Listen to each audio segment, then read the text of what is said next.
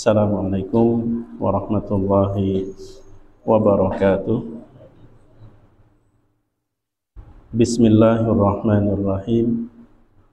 Alhamdulillah wa bihi nasta'in. Wassalatu wassalamu ala Rasulillah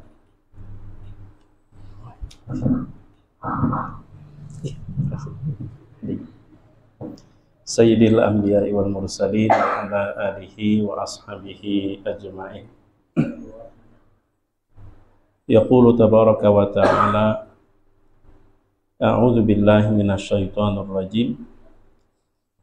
Ya ayyuhalladzina amanu taqullaha haqqa tuqatih wa la tamutunna illa wa antum muslimun. Wa qala ta'ala,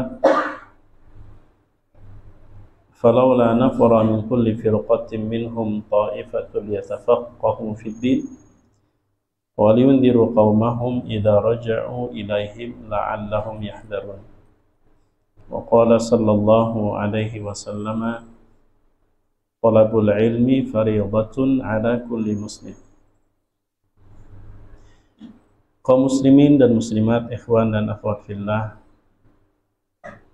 jamaah musalla Miftahul Jannah dan warga sekitar, mudah-mudahan selalu Allah berikan kesehatan, diberikan keafiatan, Allah berkahi umurnya, Allah berkahi rizkinya, Allah berkahi usahanya, Allah berkahi keluarganya, dan mudah-mudahan selalu dilimpahkan Allah rahmatnya dunia sampai akhirat. Amin ya rabbal alamin. Pertama-tama mari kita sama-sama memanjatkan puji dan syukur kepada Allah Subhanahu wa taala dengan mengucap alhamdulillah rabbil alamin. Kemudian salawat dan salam semoga selalu Allah curahkan kepada Nabi besar Muhammad sallallahu alaihi wasallam, juga kepada keluarga, sahabat dan pengikut beliau sepanjang zaman. Usi nafsi wa iyyakum bittaqwallah. 5 ayat pertama surah Al-Alaq yang disambut oleh Rasulullah sallallahu alaihi wasallam ketika beliau bertahanus di Gua Hira merupakan perintah pertama sebelum perintah sholat, puasa, berzakat maupun perintah-perintah lainnya.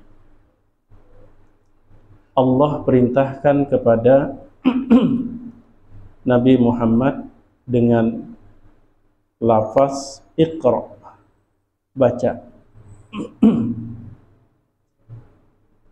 Maka ini menandakan bahwa seorang muslim, laki-laki maupun perempuan, mesti memiliki wawasan dan pengetahuan, berilmu sebelum berbuat. Dan Allah melarang kita mengikuti sesuatu membabi buta atau latah, umpat-umpatan. Ujar Allah, wala taqfu ma laysa laka bihi ilm.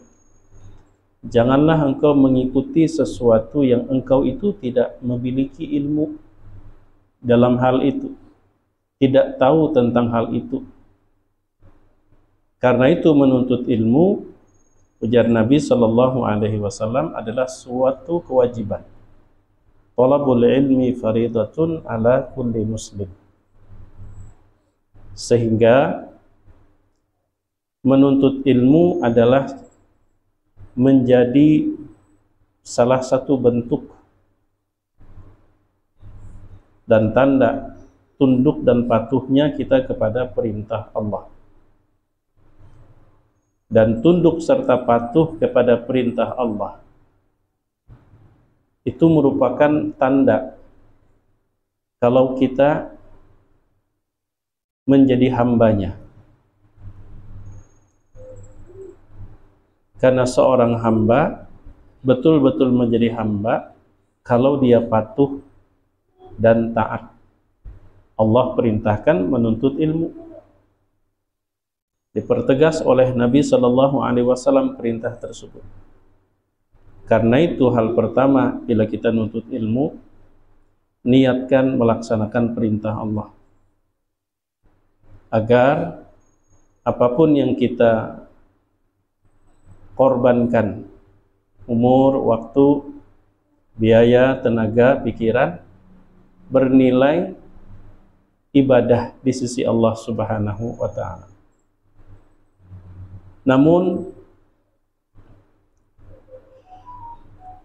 dari sabda Nabi, talabul ilm, menggunakan kata talab secara harfiah berarti menuntut, mengejar, atau memburu. Ini membawa pesan ilmu itu tidak didapat dengan bermalas-malasan. Karena itu orang bijak mengatakan laisal mar'u yuladu aliman, tidak ada orang itu lahir langsung alim.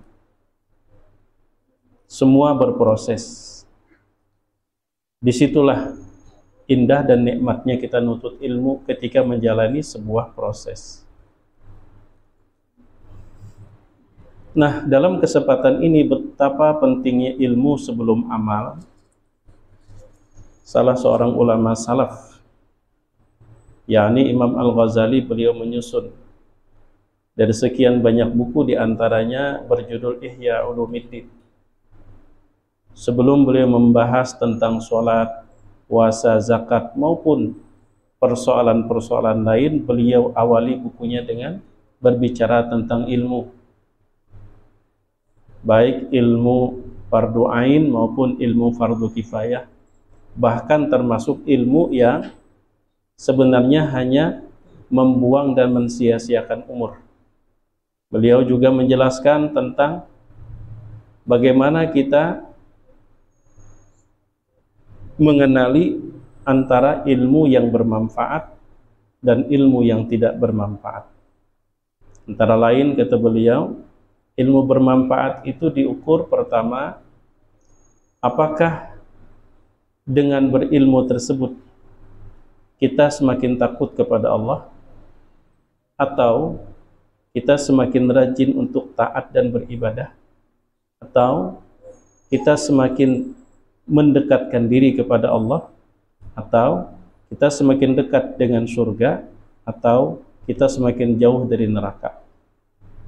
Karena dalam bukunya Ayyuhal Walad, beliau mengatakan, yang terjemahnya kurang lebih, anakku, seluas dan sebanyak apapun ilmu yang kau miliki hari ini, jika tidak dapat menjauhkan kamu dari bermaksiat kepada Allah, kelak pada hari kiamat ilmu tersebut tidak akan mampu menjauhkan kamu dari neraka jahanam. Dan beliau tidak menyebutkan ilmu apa saja, karena memang bahkan ilmu yang sering kita sebut ilmu agama sekalipun, kalau ternyata tidak mampu menjauhkan kita dari berbuat maksiat kepada Allah, itulah ilmu yang tidak bermanfaat. Dan Nabi telah mengancam, asyaddun nasi 'adzaban yaumal qiyamati 'alimun lam yanfa'hu Allahu bi ilmihi. Orang yang paling berat nanti tuntutan dan siksaan kelak pada hari kiamat, orang yang berilmu tapi tidak ada beda perilakunya dengan orang yang tak berilmu. Ilmunya seperti tidak bermanfaat, tahu tapi tidak diamalkan. Nah, karena ilmu itu sesuatu yang mesti kita kejar, mesti kita usahakan. Tidak ada orang lahir langsung alim, bila diumpamakan seperti hewan buruan, maka untuk mendapatkan dan menangkapnya kita harus punya strategi. Maka dalam kesempatan ini strategi yang bersifat umum yang ulun ambil dari karya Imam Al-Ghazali, Ihya Ulumuddin. Beliau ada menyebutkan 10 strategi orang menuntut ilmu. Namun ulun mungkin hanya menyampaikan beberapa hal. Pertama, mengkondisikan dengan waktu. Yang kedua, hanya membicarakan yang sering berkembang di tengah masyarakat kita. Strategi pertama menuntut ilmu itu adalah mengamalkan apa yang didapat sebelum kita melanjutkan pencarian dan penggalian. Atau dengan kata lain, bertakwa kepada Allah. Sebagaimana firman Allah Subhanahu wa taala surah Al-Baqarah ayat 282. Wattaqullaha wa yu'allimukumullahu. Bertakwalah kamu kepada Allah, maka setelah itu Allah akan berikan ilmu kepada engkau. Allah ajarkan ilmu kepada engkau. Jadi bertakwa dulu, dan tidak mungkin kita bertakwa secara membabi buta. Tentu apa yang kita tahu, kita coba perlahan-lahan kita terapkan. Wattaqullaha wa yu'allimukumullah. Nabi SAW bersabda, man amila bima alima warathahullahu ilma ma lam ya'lam. Barang siapa yang mengamalkan terlebih dahulu apa yang sudah dia ketahui, maka selanjutnya Allah akan berikan kepadanya ilmu, Allah berikan kepadanya pengetahuan yang sebelumnya dia tidak mengetahui. Jadi sinkron antara surah Al-Baqarah ayat 282 dengan sabda Nabi. Jadi kita jaga perilaku perbuatan kita. Kalau memang kita berharap dimudahkan untuk mendapatkan dan menimba ilmu, bertakwa kepada Allah. Tentunya nang mana nang sudah kita ketahui, mulai kita bagamatan ma'amalakan. Walaupun hal-hal yang mungkin dipandang sepele, masuk ke WC batis kanan nang didudiakan. Jujur ya kelola, batis kanan didudiakan bukan batis. Kemudian keluar WC, apa yang kita ketahui dulu?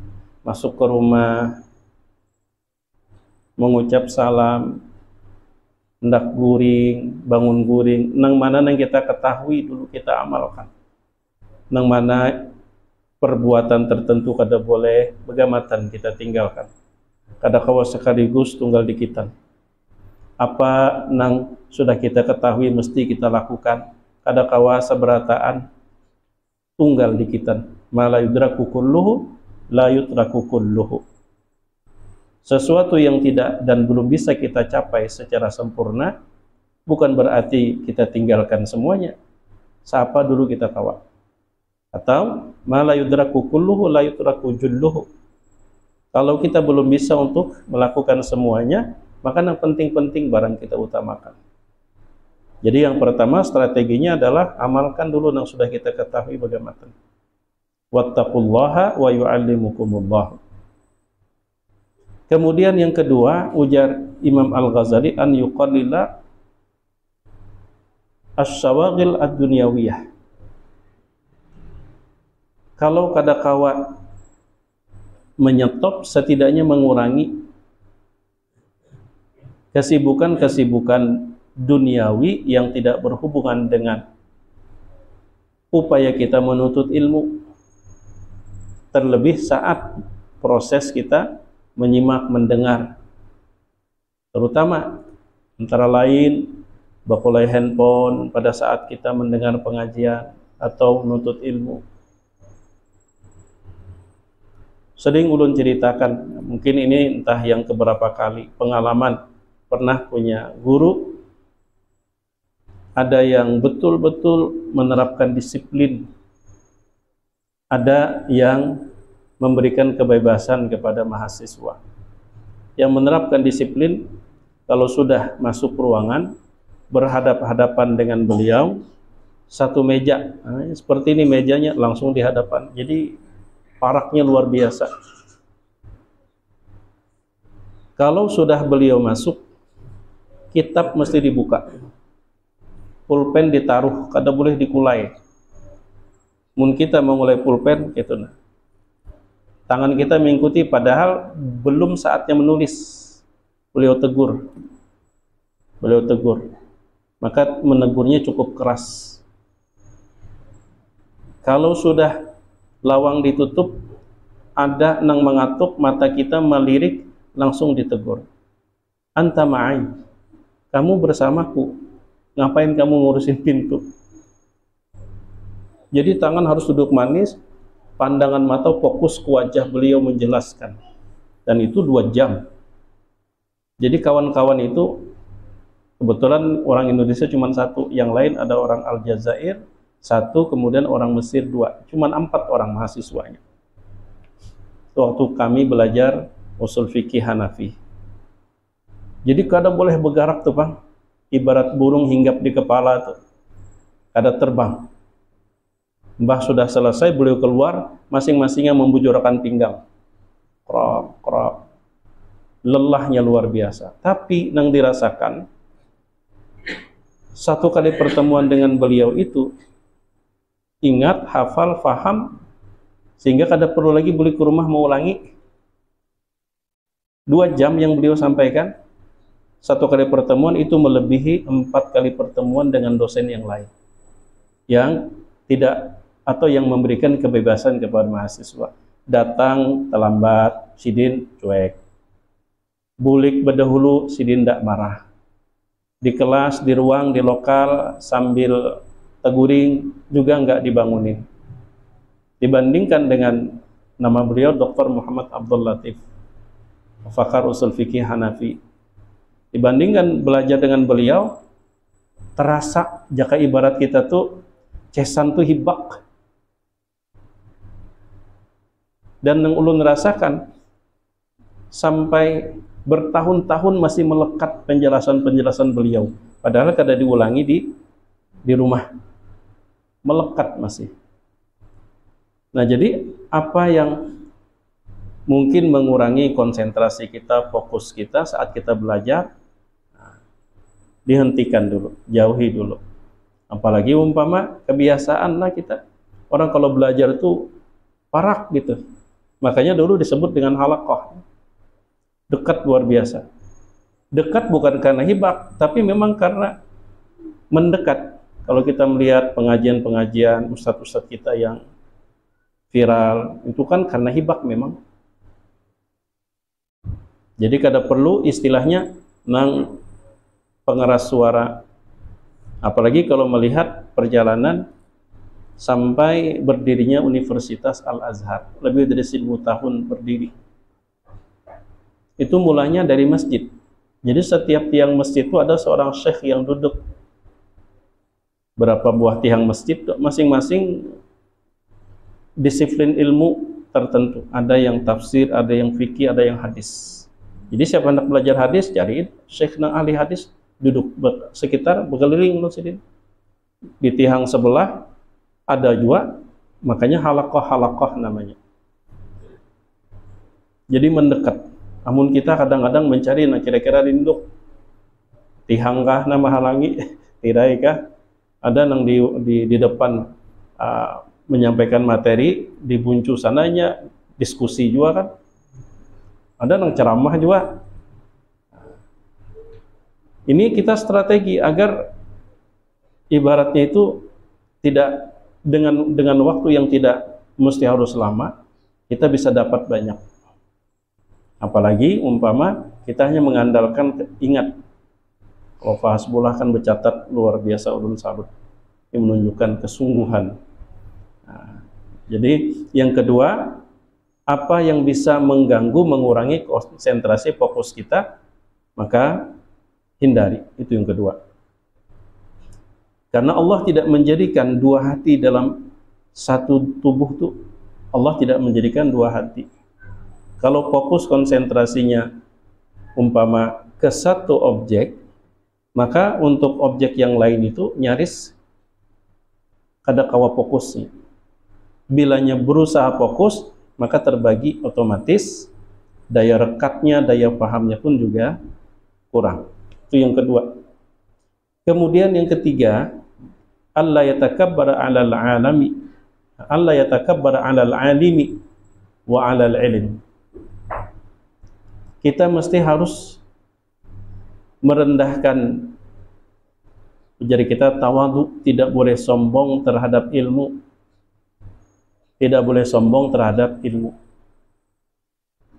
Kenapa? Karena ilmu itu ibarat air, dia tidak akan mengalir ke tempat yang lebih tinggi, dia akan mengalir ke tempat yang lebih rendah. Makanya ketika Imam Malik diundang raja, siap dijemput ke rumah untuk melajari anak Amin dan Ma'mun, anak raja bernama Amin dan Ma'mun. Imam Malik ini kelasnya kelas presiden lah istilah kita sekarang, bukan hanya seorang pengusaha, bukan hanya seorang pejabat, tapi seorang raja. Meminta mengajar dan melajari Amin dan Ma'mun ke istana, Imam Malik enggan. Apa ujar Imam Malik? Al-ilmu yu'ta wa la ya'ti. Ilmu itu mesti didatangi, bukan ilmu nang mendatangi. Ya sebenarnya bukan saklak. Artinya kalau orang tuh mau mendatangi berarti ada keinginan. Men sampai guru nang harus mendatangi, guru jadi budak kena. Sakahandaknya. Nah, sakahandak. Apalagi umpama pendidikan akhlak dan tata krama tidak diajarkan kepada anak-anak. Malah akhirnya ilmu itu bukan dimuliakan, tapi ilmu itu ternistakan. Dan di antara bentuk sombong terhadap ilmu itu melihat figur. Jadi Imam Ghazali dia mensyaratkan undah hakun belajar asal nang belajar itu bujur-bujur sosok yang viral, yang jamaahnya banyak, yang penampilannya harus meyakinkan. Bilanya bukan siapa-siapa, bilanya tidak begitu terkenal, hantak rasanya belajar tuh, asa koler. Itu bentuk kesombongan kita terhadap ilmu. Apalagi umpama sudah terburu-buru menilai, belum lagi bepander pemateri sudah buliknya, ada semangat dah melihat dia. Nah ini termasuk sombong terhadap ilmu. Padahal ilmu itu siapapun yang menyampaikannya, ujar Nabi, al-hikmatu dhallatul mu'min, aina wajadaha iltaqataha. Ilmu itu ibarat barang seorang mukmin yang tercecer. Nya kada peduli di manakah, selama itu ampun inya, barang inya mau di pelataran urang, mau di comberan, mau di halaman istana, selama itu memang yakin ampun inya yang tercecer, diambil. Tidak peduli ketemunya di mana. Sementara kita belajar pilah-pilih. Padahal Al-Quran sendiri ketika ayat pertama surah Al-Alaq, Iqra, perintah membaca itu tidak menyebutkan objek. Bagaimana ilmu kita luas kalau kita sendiri membatasi. Lalu kemudian kita beranggapan yang sudah kumiliki atau yang dimiliki oleh kelompok-kelompokku itulah yang paling sempurna, yang lain semuanya tidak benar atau syubhat. Dan itu merupakan sebuah kesombongan. Lebih-lebih ditambah lagi ada sifat buruk sangka. Dengarkan dulu kan,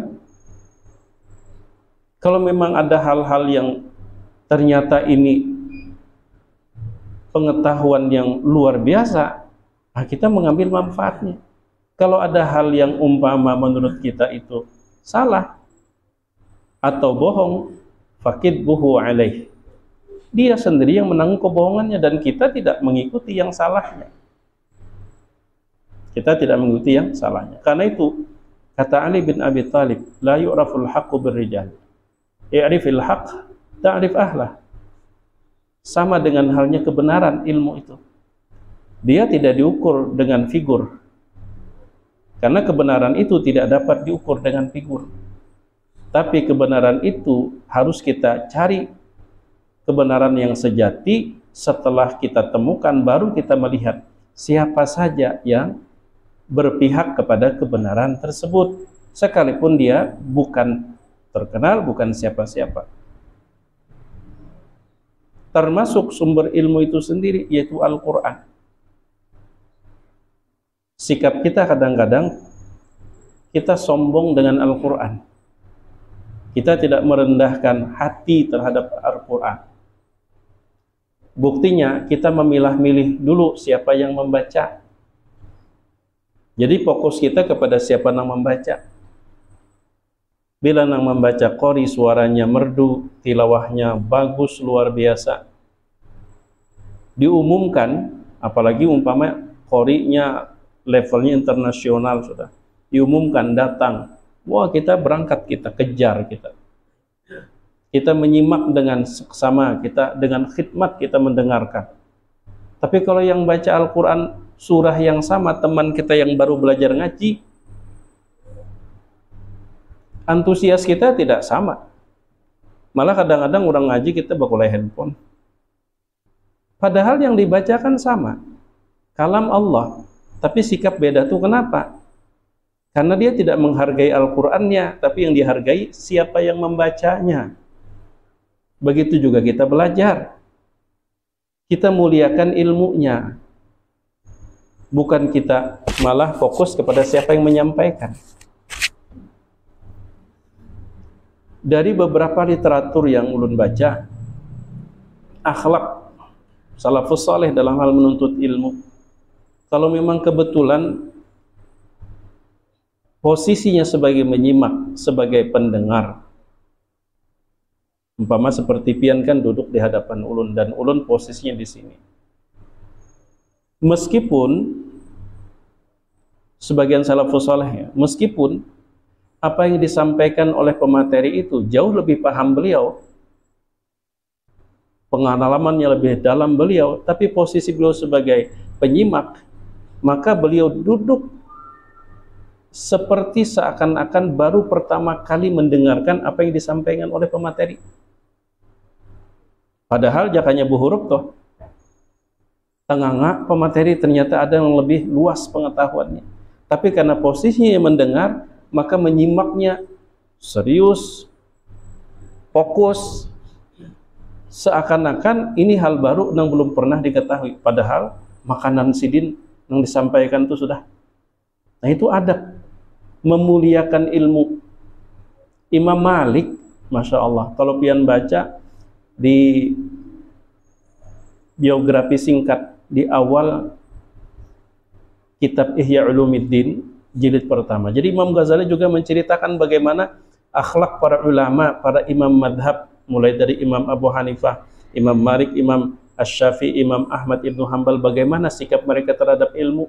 Imam Malik tuh nggak mau mengajar beliau, apalagi kalau yang disampaikan hadis Nabi, nggak mau mengajar kecuali mandi dulu. Setelah mandi, memakai pakaian yang paling indah yang beliau miliki, berwangi-wangi, tempatnya pun serapi mungkin, baru beliau mengajar. Karena memuliakan ilmu, lebih-lebih yang dibaca adalah hadis-hadis Nabi Shallallahu Alaihi Wasallam. Itu Imam Malik. Namun kita cari konten-konten agama bersalah orang handap. Orang kadang melihat juga aja. Orang kadang melihat juga Imam Malik gak mau ngajar. Bahkan riwayat disebutkan dalam buku tersebut Ihya Ulumuddin, Imam Malik itu banyak punya ujar kita itu kendaraan mahal, kuda, tapi tidak pernah dipakai, tidak pernah dipakai. Jadi ujar kita tuh di garasi aja. Sampai-sampai Imam Asy-Syafi'i berkata, pian ini banyak diisi koleksi kuda-kuda mahal, mewah. Tapi ulun melihat pian kada pernah memakai, bahkan tidak pernah naik tunggangan selama di Madinah. Apa kata Imam Malik? Bagaimana aku bertunggangan kuda sementara di bumi Madinah inilah jasad Rasul sallallahu alaihi wasallam. Itu Imam Malik. Jasad Rasul terkubur di bumi Madinah ini, jasad Rasul terkubur, maka aku tidak sanggup mengendarai kuda, jalan kaki. Itu Imam Malik, adabnya luar biasa. Nah, adab-adab seperti itu nang kita tuh jarang diceritakan. Orang ketika dia memuliakan dengan ilmu itu luar biasa, maka ilmu itu akan mudah didekatkan oleh Allah Subhanahu wa ta'ala. Ibarat istilah sebagian orang, ilmunya berkah. Istilah sebagian orang. Jadi kadang-kadang kita seperti itu Al-Quran toh. Padahal kan dalam firman Allah, wa idza quri'al Qur'anu, apabila dibacakan Al-Quran itu kan tidak menyinggung siapa yang harus baca, tapi fokusnya kepada apa yang dibaca. Fastami'u lahu, maka dengarkanlah, wa ansitu, perhatikan. Jadi tidak membeda-bedakan siapa yang membaca, tapi kan sikap kita yang berkembang di masyarakat. Kalau yang ngasih materi orang yang baru magang, walaupun kita duduk menyimak setengah hati, tapi kalau yang sudah profesional pada dahuluan. Kalau kalau pengajian salah satu tokoh Banua ya, yang dianggap karismatik, Abah Guru Sekumpul, itu kalau pengajian beliau pada dahuluan mengkapling tempat duduk. Ulun kan alumni Al-Falah, sempat beliau mengajar di Al-Falah malam Sabtu. Jadi pengajian beliau itu habis maghrib, habis sholat subuh sudah berampar sajadah mengkapling, berabut supaya parak. Sudahnya kalau majelis pengajian yang ada di Musala Ar-Raudhah itu kada sembarangan orang bisa nang desa pertama itu kada sembarangan. Tapi kita tidak ingin berbicara tentang gosip selentingan ya. Tapi yang jelas tidak sembarangan orang bisa punya posisi karena ingin mendekatnya itu. Nah, sementara kita kan sebaliknya kadang-kadang. Nah inilah ibaratnya itu efek samping pengeras suara. Kedengaran aja jar mencari paling jauh. Kedengaran aja. Nah, kita mencari paling jauh. Nah jadi di antara tanda sombong terhadap ilmu itu, kita seperti mensyaratkan bahwa kita akan semangat menuntut ilmu kalau yang menyampaikan itu harus orang yang terkenal. Kalau nang sekedarnya babaya baru bermula-mula berdakwah, menyimak juga tapi untuk ngetes sampai di mana nih ilmu sidin nih. Bertubi-tubi pertanyaan, tapi bukan pertanyaan untuk tahu apa yang tidak tahu, hanya untuk mengukur sejauh mana nih pengetahuan sidin deh. Dan ulun pernah berpanderan dengan salah seorang sahabat aktif di salah satu pengajian komunitas tertentu. Ustadz ya, kalau pengajian wadah kami aman. Aman apa maksud ulun? Maksud pian ulun? Ustadznya sudah terseleksi. Aman, nggak ada yang syubhat. Jujur ulun tidak masuk dalam daftar itu. Tapi kan ulun berkawan, ya ulun setuju ustadz itu harus diseleksi betul. Karena ini yang menentukan. Kalau kita orang awam itu salah, kada ada nang mau umpati. Tapi kalau ustadznya nang tersalah, itu jadi panutan. harus diseleksi. Cuman jar ulun, namun seleksi itu mesti ilmunya lebih luas, pengalamannya lebih banyak dalam berdakwah, udah pernah menghadapi manusia dari berbagai latar belakang, faham dengan agama itu betul-betul sampai ke akar. Nah itu yang mesti menseleksi. Cuman sayangnya juga menseleksi itu jamaah, murid yang menseleksi guru. Iya gerang, nah jurulun kita buktikan pian taucap. Sebenarnya semua komunitas itu menerapkan hal yang sama. Cuman ada nang taucap seperti yang pian sambat bahadapun nulun, ada nang kada terucap. Ada nang kada terucap. Nang kada terucap umpama kira-kira ulama-ulama nang di masyarakat sebutlah dari kaum Tuhan. Kawalah ngisi pengajian di Masjid Al-Jihad. Ada harapan kawapang gitu.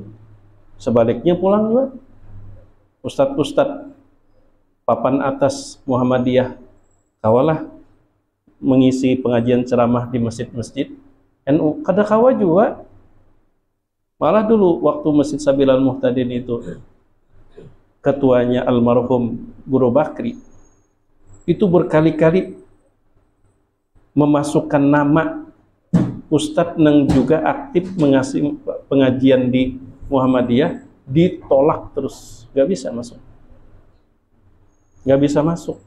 Padahal kan itu sejatinya kan masjid sifatnya umum lah, memang masuk aset pemerintah provinsi ya, tapi kan umum, ikon, tapi tidak sembarang. Bahkan soal mimbar aja pernah ribut. Sebelum almarhum ketuanya itu kan podium. Dari awal kurang lebih 20 tahunan video. Mbah terpilih beliau pesan mimbar yang paling tinggi. Ribut. Itu Sabilal Muhtadin. Mungkin juga berimbas kepada Hasanuddin lah. Berimbas kepada Masjid Hasanuddin juga. Kita kadang-kadang yaitu seakan-akan ilmu itu hanya dikapling oleh ini saja, lain daripada ini itu bukan ilmu. Sehingga bilanya lain ustadz seorang asalnya salah ngaji. Ini bentuk kesombongan. Padahal bahkan Imam Al-Ghazali wahada ainul hamaqah. Itulah kebodohan yang nyata, kata beliau. Bagaimana kita bisa memperluas wawasan pengetahuan kalau kita sendiri mempersempit ruang gerak kita dalam menuntut ilmu? Itu bentuk kesombongan. Dan ilmu itu hanya mengalir ke tempat yang lebih rendah, tawadhu. Itu yang ketiga. Kemudian yang keempat, sebenarnya ilmu ini luas. Karena itu Allah hanya perintahkan Iqra, menunjukkan betapa luasnya pengetahuan, betapa luasnya ilmu. Al-Quran itu kalau kita gali tidak akan pernah habis. Lau kana al-bahru midadan li kalimati rabbi lanafidal bahru qabla an tanfada kalimatu rabbi walau ji'na bimithlihi madada. Surah Al-Kahfi. Sekiranya laut yang ada di dunia ini dikumpulkan, diolah tinta untuk mencatat apa yang terkandung atau untuk menguraikan apa yang terkandung dalam kalamullah Al-Quran, lanafidal bahr, maka laut itu akan kering. Walau ji'na bimithlihi madada, sekalipun kami datangkan lagi sebanyak itu air laut sebagai tinta, tidak akan pernah habis kandungan Al-Quran tersebut untuk dikupas, dibahas. Sedangkan apa yang tercatat, ujar Imam Ghazali, apa yang tercatat di dalam kitab-kitab klasik itu hanya sebagian yang Allah berikan kepada orang-orang terdahulu. Pemahaman tentang Al-Quran itu baru sebagian kecil, bukan semuanya. Itu baru sebagian kecil.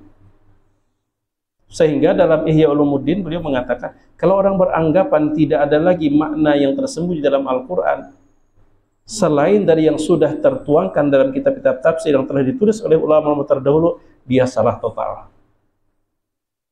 dan dia berurusan pertama kali dengan firman Allah, "Lau kana al-bahru midadan li kalimati rabbi lanafidal bahru qabla an tanfada kalimatu rabbi wa ji'na bimithlihi madada." Sederetan fakta dan bukti beliau paparkan di situ. Itu pun Imam Ghazali tidak dikategorikan orang sebagai ahli tafsir. Bayangin. Karena memang standar ulama dulu kan perlu bukti fisik. Misal seperti, siapa orang yang pertama kali berbicara tentang usul fikih? Berdasarkan bukti fisik, sepakat Imam Asy-Syafi'i. Karena bukti fisiknya ada kitab Ar-Risalah. Padahal sebelum Imam Syafi'i itu ada Imam Malik, ada Imam Abu Hanifah, ada Ja'far As-Sadiq, ada Muhammad Al-Baqir.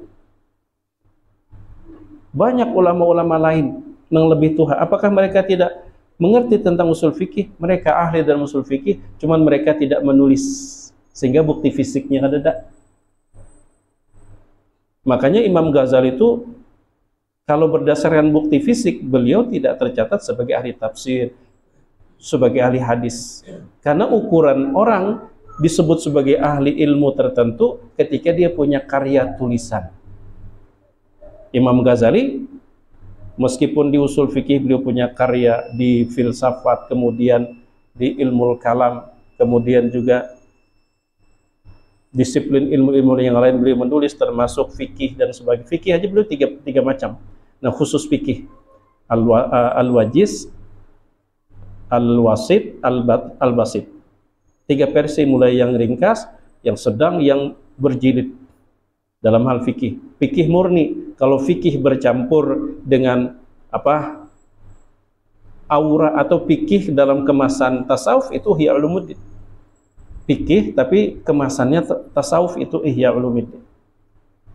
Jadi beliau tidak dikenal sebagai ahli tafsir dengan alasan beliau tidak mewariskan kitab tafsir yang membahas mulai surah Al-Fatihah, Al-Baqarah, Ali Imran sampai surah An-Nas. Tidak ada kitab tafsir yang disusun oleh Imam Al-Ghazali. Karena itu beliau bukan ahli tafsir. Demikian juga beliau tidak tercatat sebagai penyusun hadis. Tidak ada seperti Imam Bukhari, kan ada Sahih Bukhari, Imam Muslim ada Sahih Muslimnya, ada Abu Dawud, ada Tirmizi, ada Nasai, Imam Ahmad, Musnad Imam Ahmad. Ketika ada bukti fisik, maka dinisbatkan ahli dalam hadis. Imam Ghazali tidak ada, karena beliau bukti fisik tidak beliau wariskan. Tapi kalau pian membaca tulisan-tulisan beliau, apakah Ihya Ulumuddin atau kitab-kitab yang lain, ketika beliau mengupas makna dalam ayat-ayat Al-Quran, pian akan tercengang sebegitu dalamnya Allah berikan kemampuan untuk menafsirkan ayat Al-Quran. Hanya saja beliau tidak pernah menyusun kitab yang secara khusus. Karena itu beliau tidak dikatakan sebagai ahli tafsir. Oke, kita yang sering kadang-kadang kita merendahkan. Kita fikih, kenapa kita tulis? Nggak ada, bukan ahli fikih kita. Kitab hadis, kenapa kita susun? Nggak ada, bukan ahli hadis kita. Hampir semua disiplin ilmu itu kita tidak punya karya. Kita yang tidak punya karya ini kadang-kadang, itu dia. Muhwal. Wah, Imam Ghazali itu bukan ahli tafsir. Betul, beliau bukan ahli tafsir karena standarnya bukti fisik ada. Tapi baca karya-karya beliau di dalam disiplin ilmu lain. Ketika beliau mengupas ayat Al-Quran, ketika beliau menjelaskan hadis Nabi SAW, penjelasannya mencengangkan luar biasa. Hanya saja kadang bisa jadikan karena terlalu sibuk dengan disiplin ilmu yang lain, tidak punya waktu kemudian untuk menyusun secara khusus. Ulun secara pribadi, istri sering menyarankan, Kak, coba pian luangkan waktu menulis buku. Jadi jar ulun tahu aja kalau melihat yang lo kesibukan kayak Pak, pabil-pabil hendak menulis. Tahu aja kalau sering kekawanan juga sama, sering menyarankan tulis buku. Biar setelah, makanya akhirnya ulun ambil siasat. Karena sudah modern kita sekarang, jadi di mana ada kesempatan ulun menyampaikan materi, ulun rekam. Jadi yang mana ngikuti Facebook ulun kan melihat ulun rekam. Karena untuk menulis kada waktu kadang-kadang. Bukan kada waktu sih, selalu ada waktu sebenarnya. Cuman perlu fokus, konsentrasi, kada nang mahaur. Bebaya hendak duduk dengan selembar kertas, berbunyi WA, masuk telepon, maka mun sudah ikuti handphone biar udah selajur. Nang kita nih handphone ilah, nang kita hendak membaca WA aja bisa terbuka YouTube. Nang hendak kita baca kada terbaca, bisa terbuka YouTube, dahsyatnya handphone. Nah, bisa sudah sampai sedikit lagi. Jadi yang pertama tadi bertakwa kepada Allah, yang kedua apa yang kira-kira mengganggu, menghambat kita hindari, yang ketiga kita tidak boleh sombong terhadap ilmu, karena ilmu ibarat air, dia mengalir ke tempat yang rendah. Kemudian yang berikutnya adalah tidak kalah pentingnya bagi kita yang termasuk pemula, belajar nih lah, termasuk pemula, maka untuk sementara tidak ikut sibuk dengan masalah khilafiyah kita sebagai pemula, karena analoginya, perumpamaannya kayak kita ini hanya belajar berkunjung, belajar berenang di pinggir-pinggir gen dulu, jangan langsung ke tengah sungai nang arusnya deras.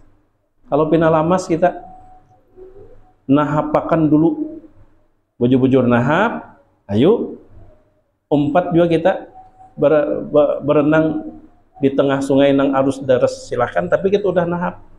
Kadang-kadang kita baru belajar, boleh ke rumah bakalahi lawan kuitan ding sanak di huwali, hanya belajar ding sanak di huwali, kuitan di debat, hanya belajar. Dan itu sering terjadi di tengah masyarakat kita. Karena dulu fokus kepada nang ibarat kita itu hal-hal yang memang kita perlukan sebagai pemula, menahapkan kedudukan kita dulu, sudahnya mantap. Nah yuk hendak berkunjung ke tengah sungai sana, silahkan. Kenapa? Karena nang ulun perhatikan, ketika orang itu baru belajar, istilah kita sering baru hijrah, lalu dicekokin hal-hal yang berbau dengan khilafiyah, yang ada adalah tumbuh kebencian terhadap sesama muslim. Kada usah lawan orang, lawan kuitan je bahwal jadinya, lawan bini bisa bakalahi gara-gara berbeda pendapat. Sebenarnya perbedaan pendapat itu nggak ada masalah kalau kita sudah mapan.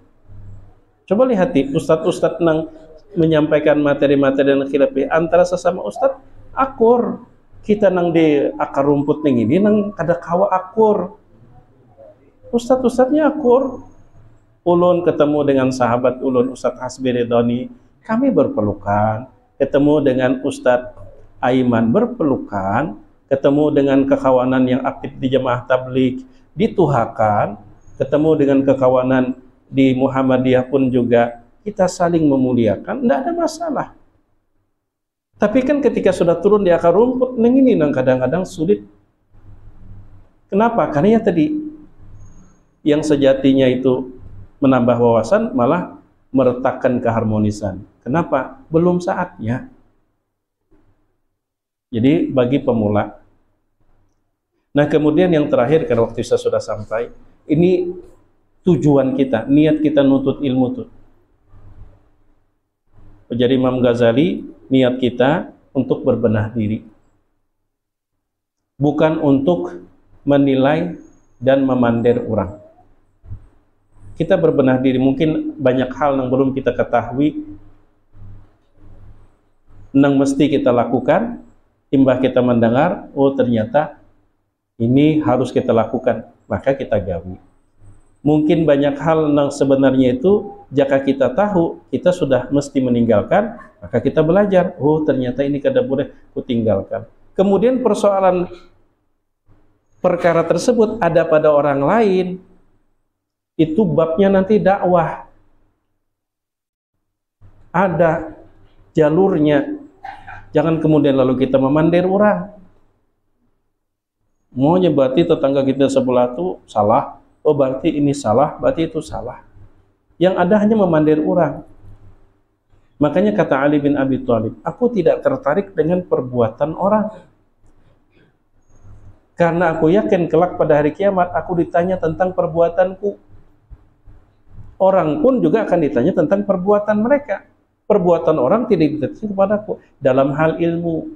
Nah, beda kemudian ketika kita masuk ke ranah jalur dakwah, amar ma'ruf nahi mungkar, itu pun juga tentu ada mekanismenya. Amar ma'ruf nahi mungkar itu ada mekanismenya. Enggak serta-merta itu katakan yang benar sekalipun pahit. Kalimat itu betul tapi penggunaannya yang kurang bijak. Nah, katakan yang benar sekalipun pahit itu tentang materi. Tapi tentang metode dan berdakwah itu adalah syarat dengan kemampuan kita memahami metode strategi. Yaitu akhir surah An-Nahl, ud'u ila sabili rabbika bil hikmati wal mau'izatil hasanah. Kadang kemampuan kita yang masih minim dalam menyampaikan sesuatu yang ingin kita ucapkan itu berpengaruh akan terjadi hal buruk ataupun akan yang terjadi hal yang baik, tergantung kita. Nah, jadi oleh karena itu kita belajar nih untuk diri kita, memperbaiki diri kita. Bilanya kita sudah kawa baik, kita niatkan berbagi kebaikan itu untuk orang pulang. Kadang kita seorang gitu. Jadi niatnya adalah berbagi kebaikan, bukan kemudian mencak-mencak dengan orang, bla bla bla bla bla bla bla. Nah, itu niatnya. Di dunia kita bisa berbenah diri agar di akhirat kita semakin dekat kepada Allah. Nah, lalu kemudian memasuki setelah kita menguasai ilmunya, kita terapkan dalam kehidupan kita, kita punya beban untuk berbagi kebaikan dalam bentuk amar ma'ruf nahi mungkar. Berbagi kebaikan bukan menghakimi orang. Kadang-kadang kita ketika udah punya ilmu, suka kita menghakimi orang. Nah, ini keliru niatnya. Sebagai penutupnya,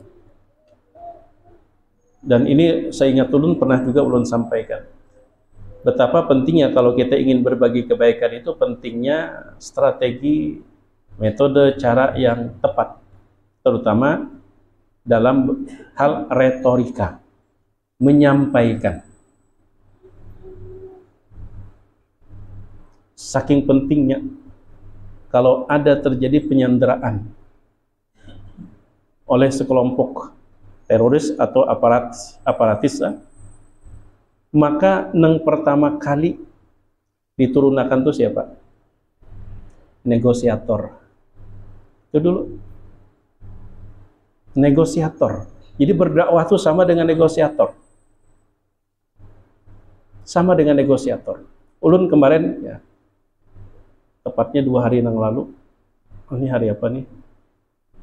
Ya, 2 hari Selasa. Ya, Senin. Ada masalah. Jadi mediat apa? Termasuk ya boleh mediator atau negosiator. Ini cagar bekaduan ke polisi. Satu pihak kada terima, pihak ini takutan kada wani menghadapi. Ini sudah mencak-mencak. Minta tolong. Akhirnya jurang tenang aja. Pas datang, ulun belajar strateginya menghadapi ini apa. Pian bilanya orangnya bepander kena. Pian selama pian menjauh, lari menghindar, orang tuh semakin berapi-api, kemarahannya semakin meluap. Masalah tidak akan pernah selesai kalau kita lari. Masalah akan selesai kalau kita hadapi. Dan ketika kita punya masalah dengan siapapun, jangan pernah menyelesaikan melalui telepon, melalui SMS, melalui WA, jangan pernah. Karena lebih sering salah pahamnya ketimbang benar pahamnya. Jangan pernah. Padahi datang, luar biasa, mungkin orang kerasukan. Tapi ulun padahi dah, berdiam. Sambil bermamai ini sambil rupanya, qadarullah, ya Allah, Masya Allah. Rupanya karena ulun ada di situ, ulun tiar tenang. Aku ini menghargai ini benar nah. Nyambat ulun menunjuk ulun nah. Tadi sudah benar di rumah jar. Benar di rumah jamun ternyata ada ulun nih hendak memberi duit ya. Sambil pemamai membuka tasbih, hitung duit. Membari ulun duit sekalinya, membari ulun duit 1.500.000 kan sedikit pian. Kurang sarik membari duit. Neng ini sudah ulun ulun lajari nang seikong neh. Jangan kam sahuti. Bila kena gilirannya bapander biar aku nang bapander. Dah, sudah merasa nguyak kalau nya bapander bapamai.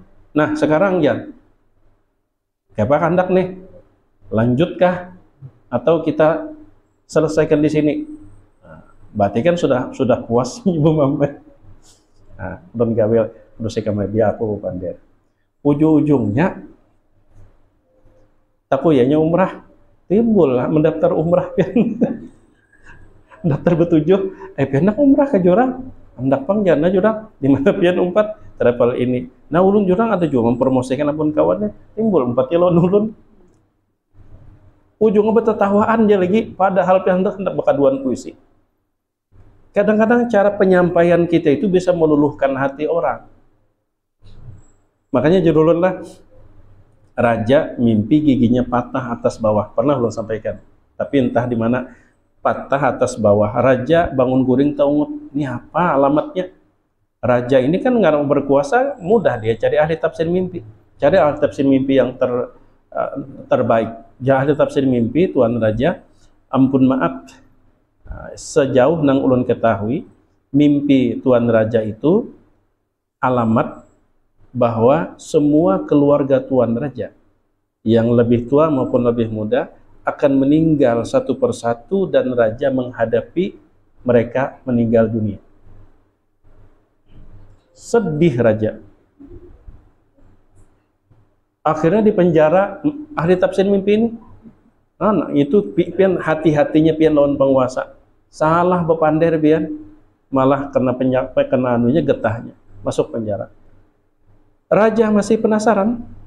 Tadi ahli tafsir mimpi yang kedua, sama keterangannya, semua anggota keluarga paduka, baik yang lebih muda maupun lebih tua akan meninggal satu persatu dan Tuan Raja menyaksikan kenyataan tersebut. Menghadapi bahasa Banjari, masuk penjara pulang. Nang ahli tafsir mimpi ketiga mikir, walaupun ilmunya sama, akhirnya apa? Tuan Raja tafsir mimpinya bahwa Tuan Raja diberikan umur paling panjang dibandingkan dengan seluruh anggota keluarga Tuan Raja. Jadi kabar gembira kan? Yang dua pertama kabar duka. Senang Raja. Karena senang diberikan hadiah luar biasa. Yang berdua pemulaan di penjara. Padahal sama aja. Cuman yang pertama itu jadi kabar duka. Yang kedua kabar gembira. Bahwa Allah memberikan umur kepada pian lebih panjang dari semua anggota keluarga pian seberataan. Senang Raja. Nah itulah dahsyatnya kata-kata. Makanya kita dalam berdakwah itu dampaknya luar biasa. Itu pun ulun kadang-kadang sering juga terpeleset dalam berbicara. Maka dari itu adab kita mengajar, adab ceramah, bila sudah uyuh jangan ditarusakan. Nah ini ulun sudah uyuh lah. Nyamu sudah uyuh dipaksa pian melayau kena meranyau. Nah kadang perlu disambat ya tersambat ya. Nah mungkin ini yang dapat ulun sampaikan. Mudah-mudahan bermanfaat. Jika ada salah maupun khilaf mohon dimaafkan yang sebesar-besarnya. Jazakumullahu khairan. Subhanakallahumma wa bihamdika asyhadu an la ilaha illa anta astaghfiruka wa atubu ilaik. Assalamualaikum warahmatullahi wabarakatuh.